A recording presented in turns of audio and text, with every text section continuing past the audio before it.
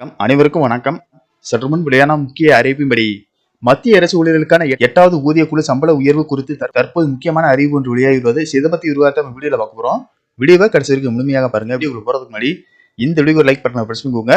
இப்பதான் அந்த சேனலுக்கு ஃபர்ஸ்ட் டைம் இருக்கீங்கன்னா சப்ஸ்கிரைப் பட்டனை பிரஸ் பண்ணிக்கோங்க. கூடவே பெல் ஐகான் பட்டனையும் பிரஸ் பண்ணிக்கோங்க. வாங்க வீடியோக்குள்ள போகலாம்.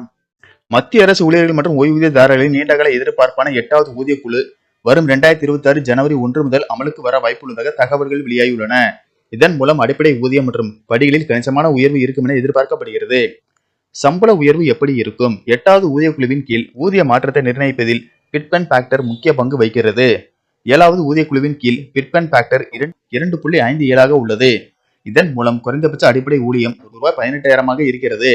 8வது ஊதிய குழுவில் இந்த பிட்பன் ஃபேக்டர் 3.68 உயர்த்தப்பட வேண்டும் என ஊழியர் சங்கங்கள் கோரிக்கை விடுத்துள்ளன.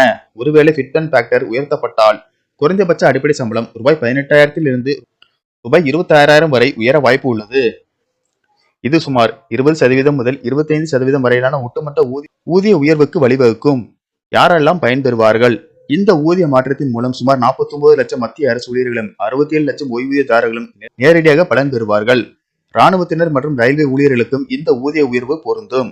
ஆணையம் மே 2027க்குள் மட்டுமே அதன் பரிந்துரைகளை சமர்ப்பிக்க வாய்ப்பு உள்ளது என்றாலும் பின்னோக்கி செயல்படுத்தப்படும் என்று கருதி 2026 ஆண்டின் தொடக்கத்தில் இருந்து நிலுவைத் தொகைகள் குவியும் என்று எதிர்பார்க்கப்படுகிறது.